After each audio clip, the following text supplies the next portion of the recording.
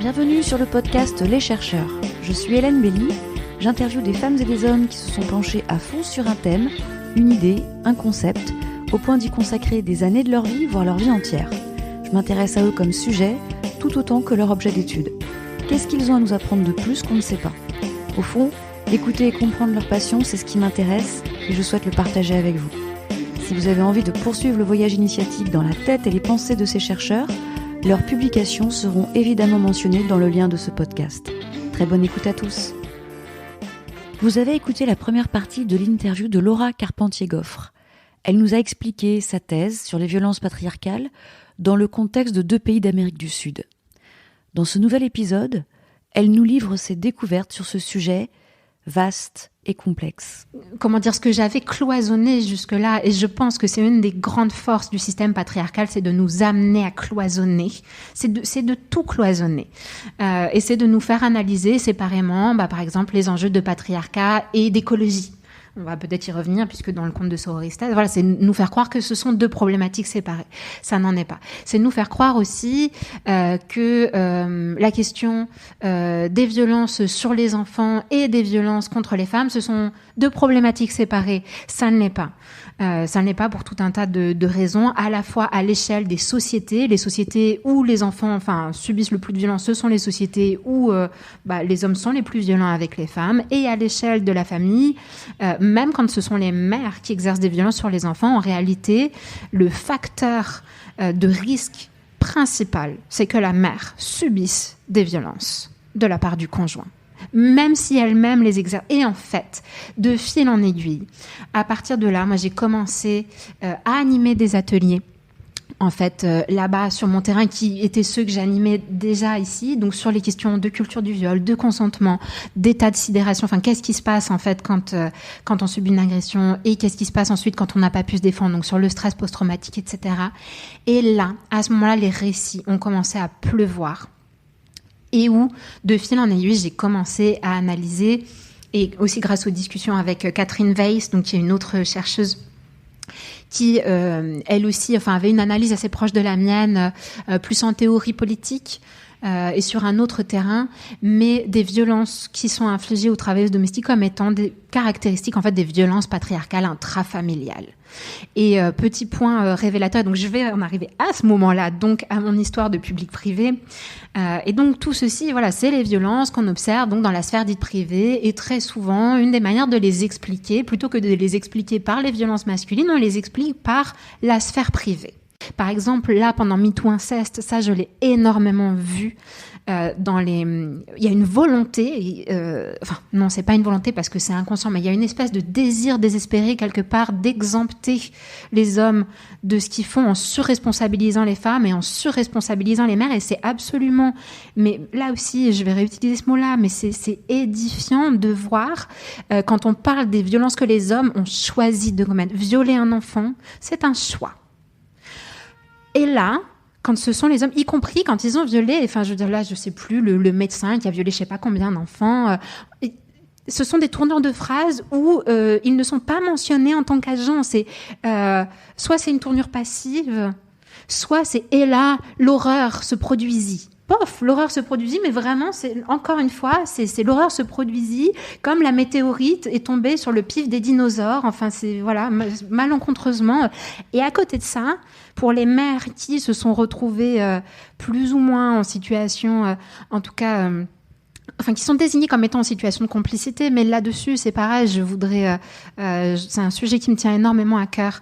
Il y a quelques études qui commencent, je pense qu'elles doivent vraiment être approfondies, ces études-là, mais dans les familles où le père est incestueux, très souvent, la mère a été victime aussi. Et pour moi, ce sont ces hommes-là qui vont sélectionner, qui vont choisir ces femmes-là parce qu'ils savent pertinemment qu'elles sont suffisamment...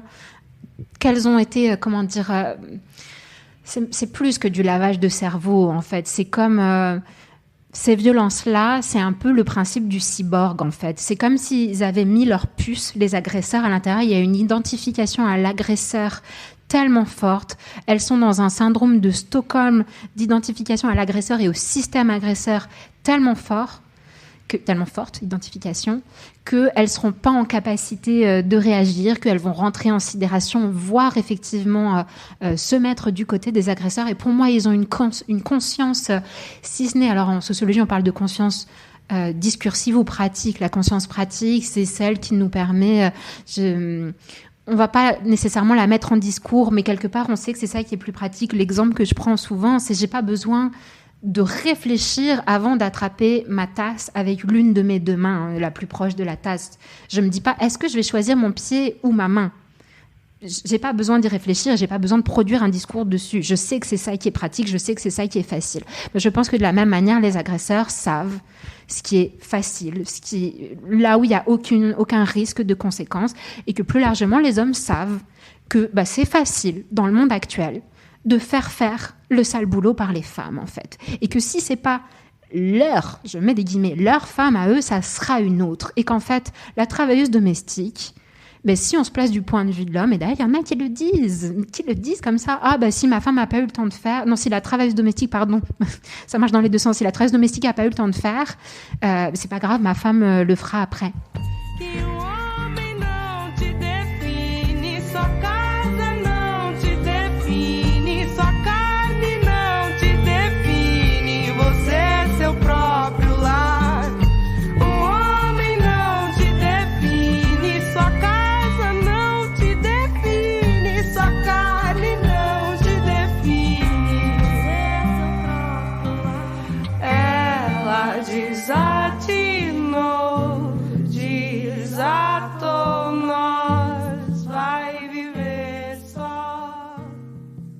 Dans les problématiques de ma thèse, quelles sont les stratégies des hommes pour ne pas faire le ménage à l'heure où, effectivement, les valeurs égalitaires sont, au moins de façade, sont celles auxquelles, en tout cas les hommes, on va dire, de moins de 50 ans sont supposés adhérer, du moins.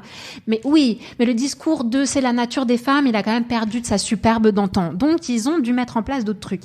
Et ce qui, m'a frappée, c'est que je me suis rendu compte que des choses que, quand j'ai commencé à aller chercher sur mon terrain, les stratégies qui m'étaient décrites étaient les mêmes qui m'étaient décrites par des copines ou des femmes dans le cadre des activités qu'on mène avec la compagnie.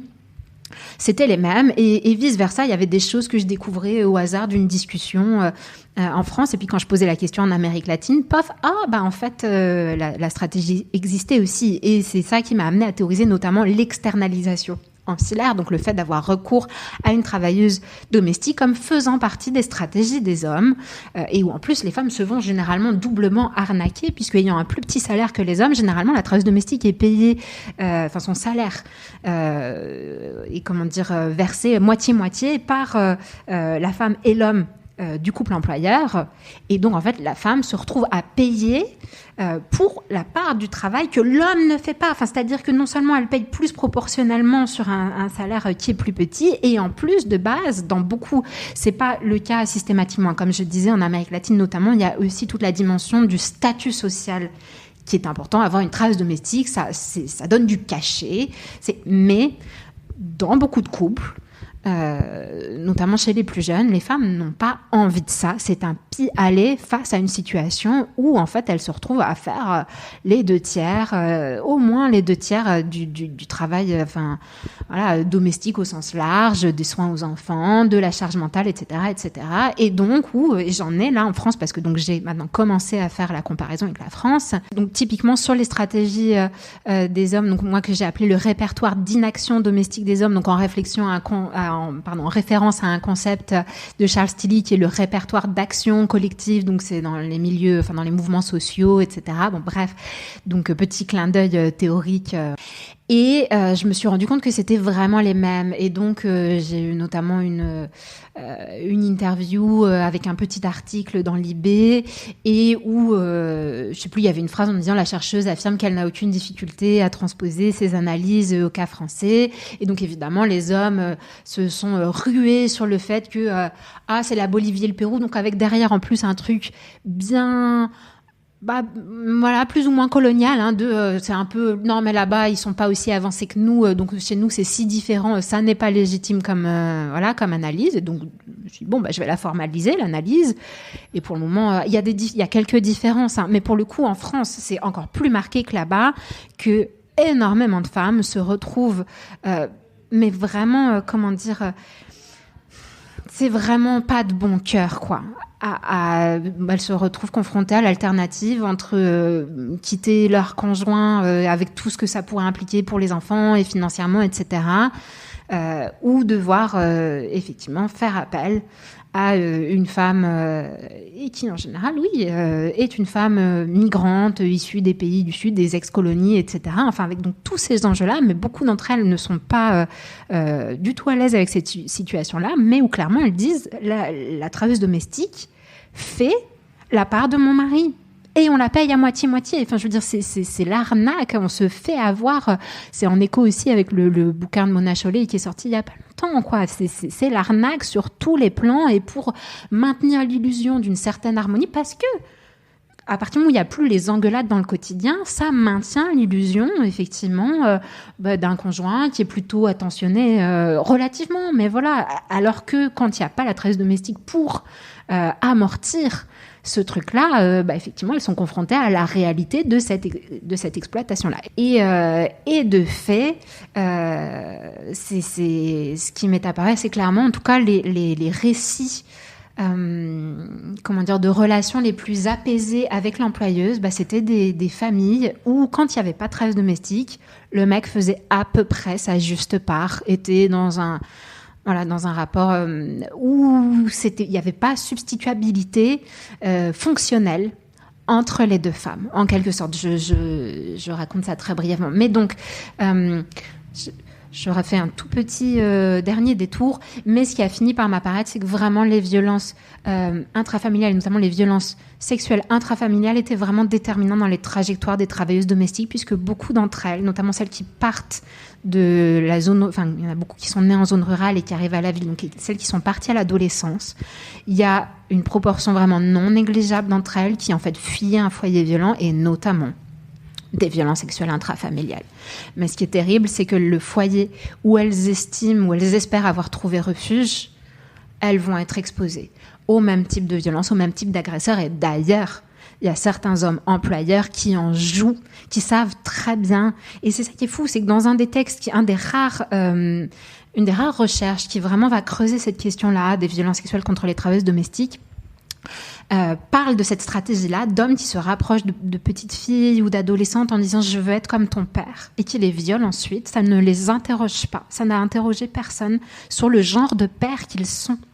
Et en fait, c'est ça. Moi, je pense la rupture dans mon travail, mais il y a une rupture dans ma vie aussi, enfin un certain nombre de ruptures de prise de conscience et de prise de conscience qui ont été douloureuses. Et c'est là là, encore une fois, cette interaction entre, on va dire, le privé et le public. C'est pourquoi, parce qu'on peut dire notre recherche, elle est du domaine du public, on est financé, on a un contrat avec l'État, on est à l'université, etc. Ensuite, ça va tomber dans le domaine public, c'est accessible, nos recherches, et sont supposées donc continuer à nourrir d'autres recherches, voilà. Mais je pense que la phrase d'Andrea Dworkin là-dessus est vraiment celle qui, pour moi, est la plus juste, c'est qu'on résiste à la prise de conscience féministe parce que c'est une agonie insoutenable de prendre conscience d'à quel point les violences patriarcales, elles sont mais absolument transversales, omniprésentes et du caractère, et j'insiste là-dessus, si jamais c'est quelque chose qui paraît pertinent, je pourrais expliquer pourquoi je tiens ce discours-là, mais elles sont délibérées. Ce n'est pas seulement, c'est pas juste une question de malentendu et de rectifier. Ah non, t'as pas compris, le consentement, c'était ça les règles. Voilà, c'était ça les règles du jeu. Non, je pourrais y revenir éventuellement après. Mais donc là, on a cette interaction-là entre privé, notre vie privée, le fait que ça soit insoutenable de voir à l'échelle de notre propre trajectoire de vie comment on a été si ce n'est déterminé, en tout cas, le rôle que ça a joué dans notre trajectoire de vie et dans les empêchements de penser qu'on a, on est prête à faire, enfin, je dis on est prête, ça voudrait dire qu'on en est consciente, mais ça nous conduit à faire des loopings cognitifs pour ne pas voir, qui sont absolument délirants, quoi.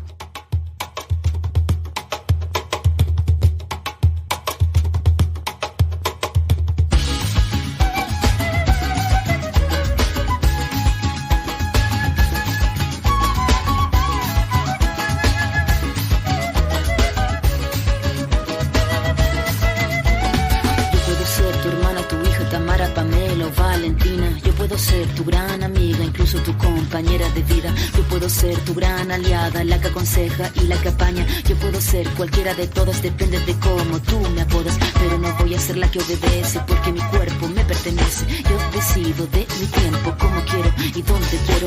Independiente yo nací, independiente decidí. Yo no camino detrás de ti, yo camino de la para ti. Et en fait, quelque part, le lobby des employeurs, il est consubstantiel à l'État parce qu'ils sont à la tribune. Et donc, je suis allée étudier les discussions parlementaires qui ont amené, enfin les débats parlementaires plus exactement, qui ont abouti à la promulgation, donc en Bolivie et au Pérou, de la loi qui encadre l'activité du travail domestique rémunéré. Et c'est très clair. Non seulement ils évoquent leur statut d'employeur, mais beaucoup d'entre eux et elles l'invoquent comme argument d'autorité. Et donc, c'est vraiment très marqué dans l'histoire des lois où ça a bougé petit à petit, mais où il y a des lois, et en particulier au Pérou, alors là, jusqu'à la loi qui est passée il y a pratiquement 1 an maintenant, mais où il y avait vraiment certains articles dans la loi qui étaient explicitement pensés par et pour les employeurs, pour les protéger, eux et pas les travailleuses domestiques. Et donc, dans la manière dont le droit est appliqué aussi, dans la manière dont elles sont reçues par les fonctionnaires, où elles s'entendent dire des choses comme, par exemple, quand elles ont été renvoyées du jour au lendemain, sans préavis, sans indemnité, parfois sans leur salaire du dernier mois, quand ce n'est pas plus, et qu'elles vont au ministère du Travail, où c'est là qu'elles sont supposées donc lancer une procédure qui serait un peu l'équivalent de ce qu'on aurait. Enfin, d'abord, il y a une phase de conciliation, mais un peu l'équivalent des prud'hommes chez nous.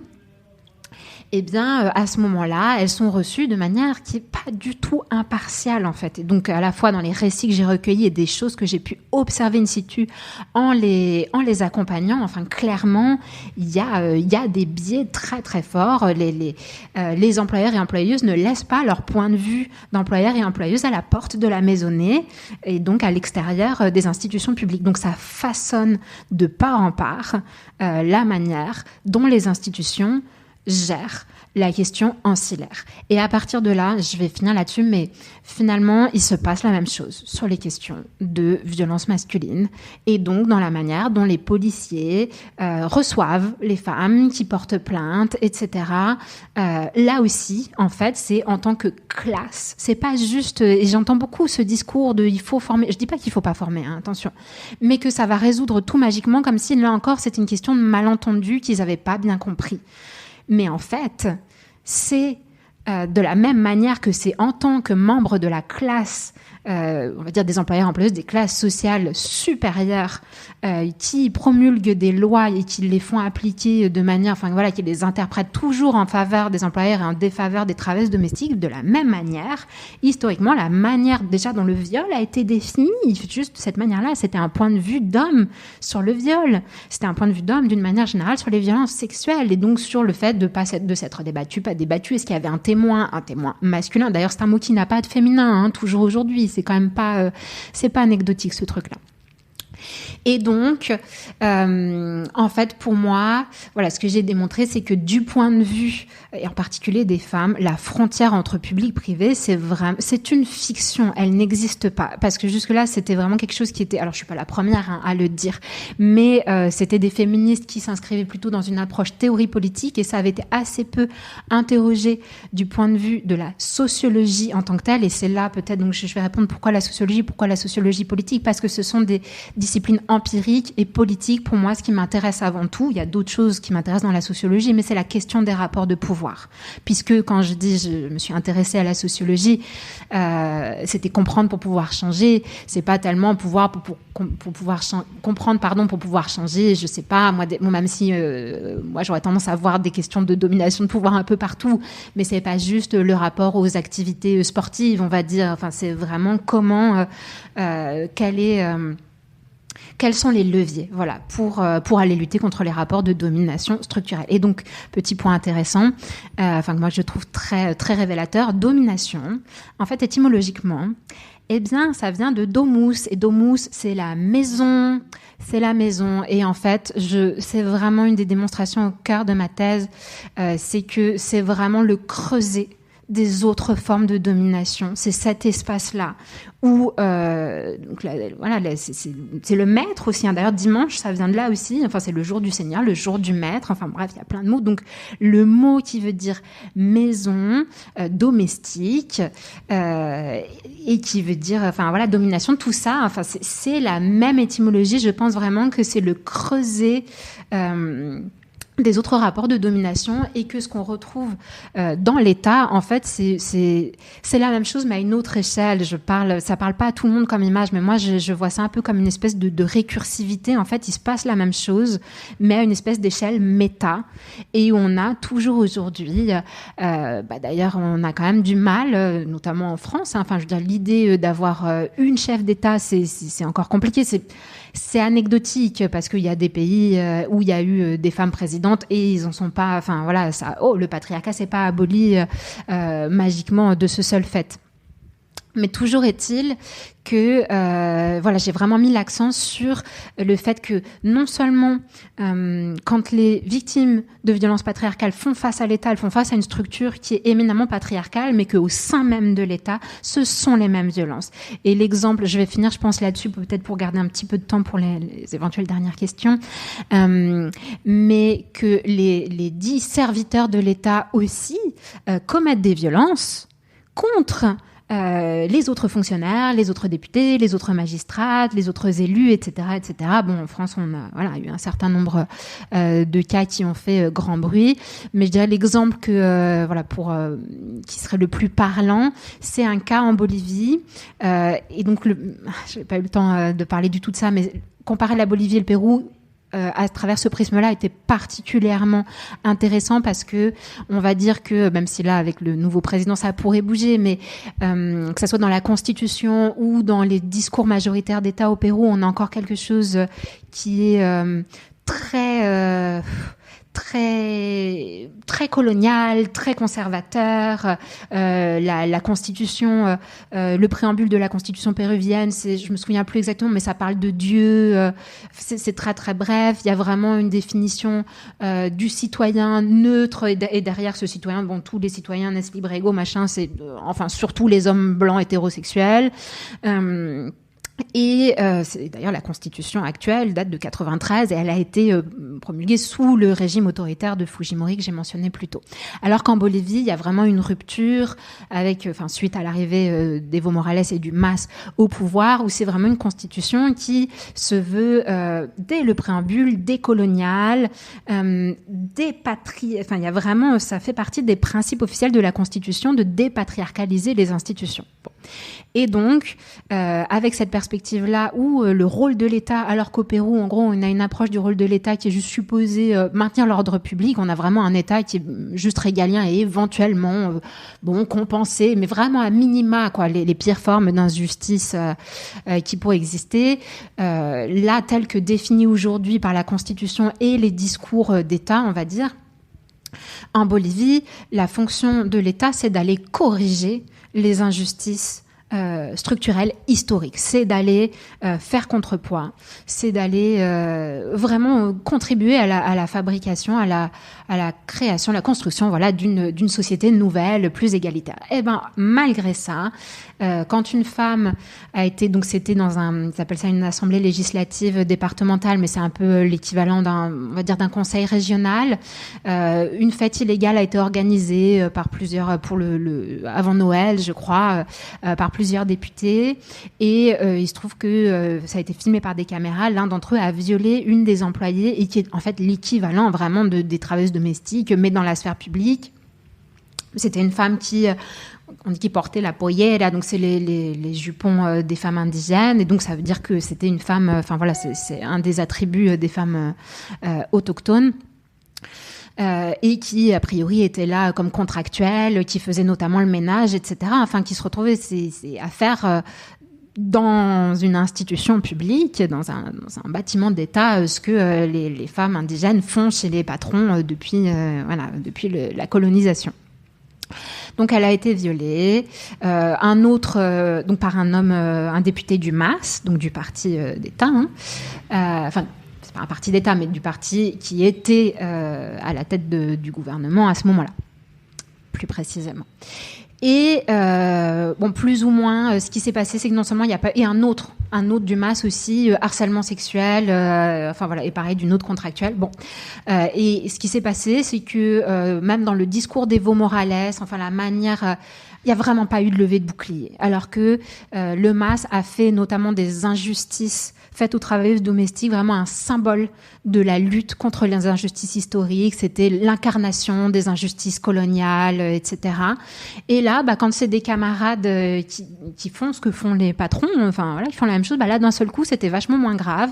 Et en fait, cette problématique, ils n'ont jamais été condamnés. Il y en a un qui a été condamné, qui a fait un peu de prison, mais pas pour violence sexuelle, pour abus de biens sociaux, parce qu'ils ont fait une fête illégale, Et donc, en fait, ce que ça m'a amené à dire, c'est que même quand les violences masculines, elles sont commises dans un bâtiment de l'État, par un serviteur de l'État, qui appartient au parti qui, à ce moment-là, est à la tête de l'État, ce n'est pas une affaire d'État. Ça reste un problème privé. Et en fait, cette notion de privé, elle sert juste, c'est une frontière qui est complètement artificielle, qui est mouvante et qui est déplacée au gré de ce que les dominants, en général, les hommes en particulier, vont considérer comme leur précaré de pouvoir qu'ils veulent continuer à pouvoir exercer sans qu'il soit remis en question. Voilà.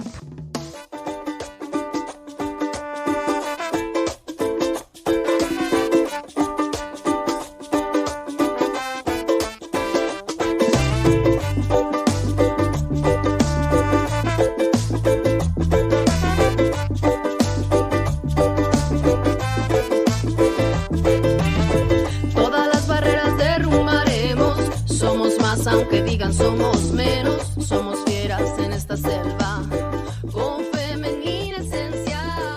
Alors, c'est super intéressant d'avoir écouté, entendu tout ce que tu avais à dire sur ce vaste sujet. En fait, tu te rends compte, encore une fois, je l'ai dit tout à l'heure, mais t'es à la croisée de différents mondes, différents chemins et explications pour nous donner à comprendre ce qui se passe, en fait.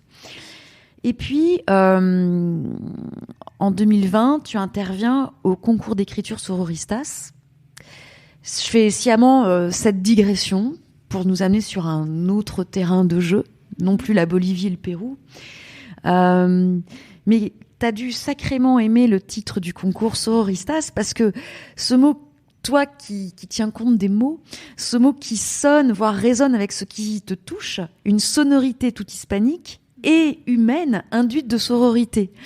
Et puis tu écris un texte qui est, tu as gagné ce concours haut la main. Le texte, le bien nommé, s'appelle Covid contre Goliath.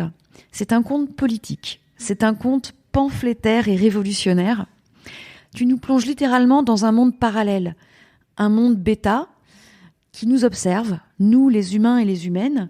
C'est un conte féministe qui fait état de la condition des femmes dominées par une société patriarcale.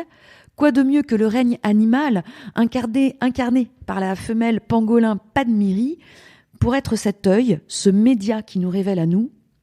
Le Goliath est l'incarnation du patriarcat. Le Covid est l'arme bactériologique qui tente de terrasser le géant, mais cette arme fatale n'a pas pleinement atteint son objectif de départ. Signe que Goliath est difficile à vaincre. Là, tu vois, tu parlais du mouvement féministe à Lima en août 2016, un an avant MeToo. Tu nous as parlé effectivement des violences patriarcales, de cette frontière qui est très floue entre le privé et le public, de cet angle mort, de ce hiatus. Et puis, il y a eu le Covid. Et puis, il y a à nouveau cette dichotomie privé-public, puisqu'effectivement, on s'est retrouvés confinés, des violences. Alors là, on n'est plus au Pérou et en Bolivie. On se retrouve dans des violences, non, on sait très bien, pas simplement faites la majorité du temps contre les femmes et aussi contre les enfants. On est vraiment en présence, là. La mise en scène est faite. Et puis toi, tu écris ce conte et l'histoire, elle n'est pas finie. On continue, là, on est dans un flux, c'est pas fini. Donc, sorti de ce conte, quelles autres actions te paraissent envisageables ? entre ta thèse, ce que tu as découvert, les actions que tu mènes avec les culottés du bocal, tout ce travail que tu fais qui traverse ta vie, toute cette réflexion, qu'est-ce qu'il faudrait faire pour que les violences patriarcales cessent ? C'est une vaste question, ça va pas être évident d'y répondre de manière synthétique, mais c'est continuer déjà ce qu'on a commencé. Enfin, il y a évidemment des choses qui bougent, mais je crois que c'est très important d'avoir à l'esprit que l'histoire, elle est pas linéaire.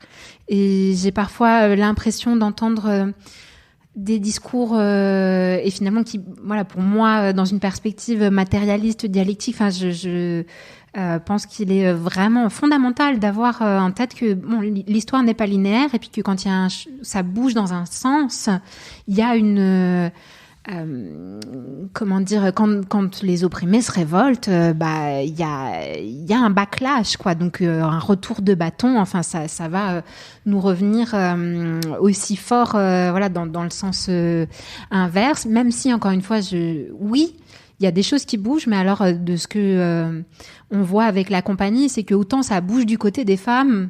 Là, effectivement, et des jeunes filles, chez les ados, on voit un degré de conscience que, je sais pas, on intervient, elles ont 13, 14 ans, elles sont capables de conceptualiser des choses que je sais pas, je devais avoir 23, 24 ans quand j'ai commencé à pouvoir, moi, les conceptualiser. Mais du côté des garçons, non, il y en a. Mais sont-ils assez nombreux pour faire la différence ? Non, pour moi, c'est pas encore le cas. Alors, pour répondre à cette question-là, je crois quand même que de continuer sur cette voie-là, de faire bouger là où, parce que on va pas se mentir, enfin, par ailleurs, ils ont pas intérêt à ce que ça bouge. Ça, c'est vrai que c'est un discours auquel moi je ne souscris pas du tout, de dire que il faut faire comprendre aux hommes que le patriarcat, c'est pas bon pour eux aussi. Est-ce qu'on dit ça du capitalisme ? Est-ce qu'on irait voir Bernard Arnault en lui disant, tu sais, voilà, par exemple, parce qu'on dit, je sais pas, ils peuvent pas porter de jupe, et puis ils peuvent pas, je sais pas, ils peuvent pas pleurer, etc. Alors, bon, sur les petits garçons, c'est un autre sujet. Je vais rester là sur les hommes adultes, même si c'est un peu artificiel de séparer les deux. Mais bon. Mais on n'irait pas voir Bernard Arnault en disant, tu sais, Bernie, en fait, si tu rendais l'argent, tu pourrais toi aussi porter des baguilles sans être jugé, mal vu par tes pairs, comme une espèce de voilà, oui, ce serait mal vu s'ils portaient des baguilles ou je sais pas quoi. Enfin, ça ne, voilà, c'est encore quelque chose qui finalement pour moi est lié au fait que ça soit trop dur d'aller regarder en face le caractère délibéré des actes de violence que les hommes commettent contre les femmes et les enfants.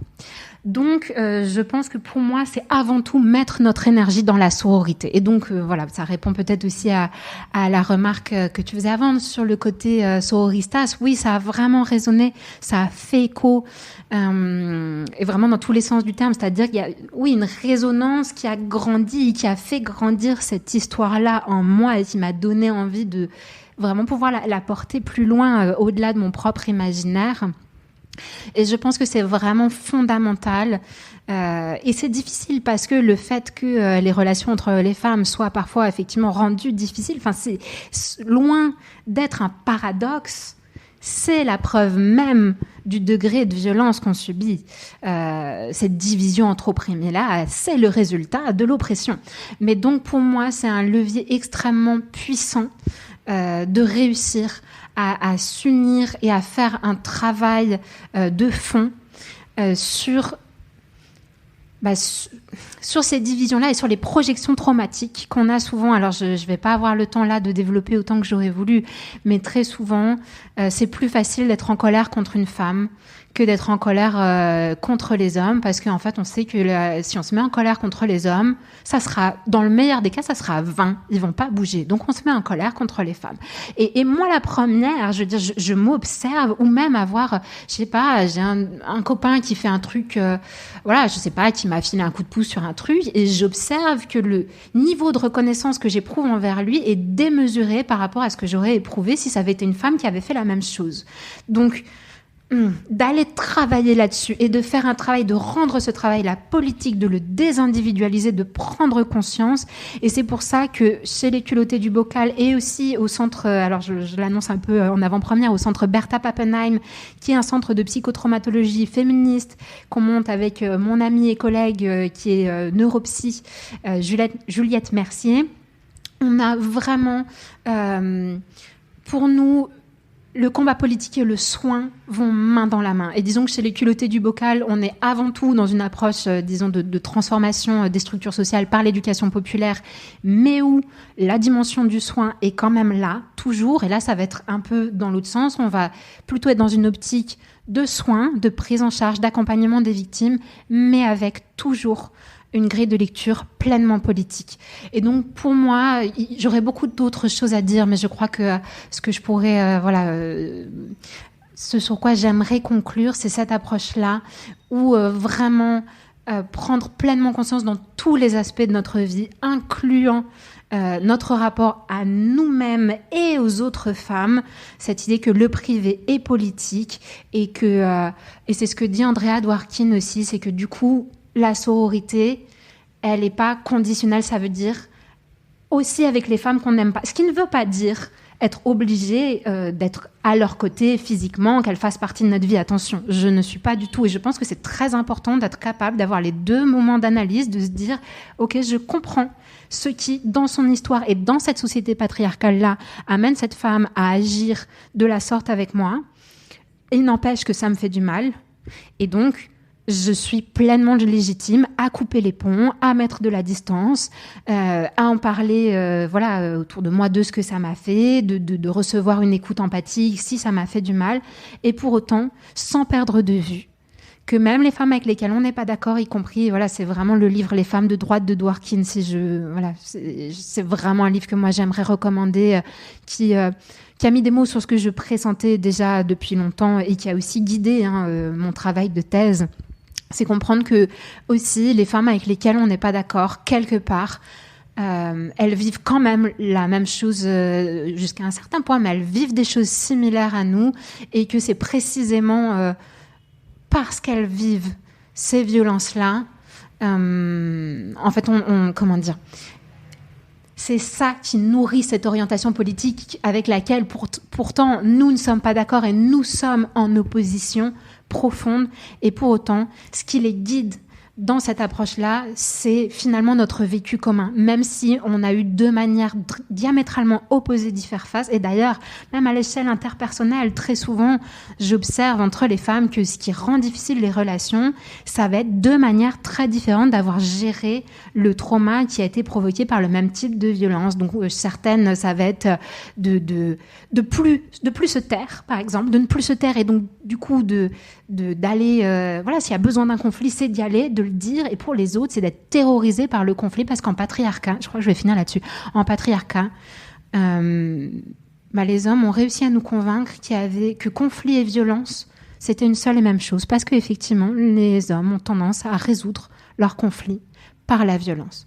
Mais le conflit n'est pas la violence, et un conflit qui est géré de manière saine et avec empathie, il peut nous faire grandir individuellement et dans la relation de manière extraordinaire. Et j'ai envie vraiment d'inviter les femmes à aller explorer tout ça, travailler tout ça, parce que c'est ça qui, pour moi, va permettre de donner à la sororité toute son épaisseur, que ça s'ancre dans la matière, dans nos corps et vraiment dans nos relations concrètes, et pas juste un vœu pieux, une invitation et un concept creux. Voilà. Merci à toi, Laura. C'était extraordinaire comme entretien. Il y aurait encore plein d'autres choses à dire, en fait, parce que c'est vraiment des concepts et une histoire à tiroir. Tu brasses plusieurs types de rapports sociaux, de classes, de races, de sexe. Donc c'est vraiment, comme je disais en introduction, une intrication complexe de différents facteurs. Mais en tout cas, on arrête là, parce que tu nous as permis de nourrir le sujet, et avec cette jolie conclusion. Donc, merci à toi, et merci de m'avoir accueillie dans ce local sur Paris. Merci beaucoup, Hélène. Merci pour cette interview. Merci de m'avoir donné la parole, et plus généralement, merci pour ce formidable podcast que tu as créé, que tu fais vivre, et qui contribue à faire bouger les choses aussi. Donc, merci.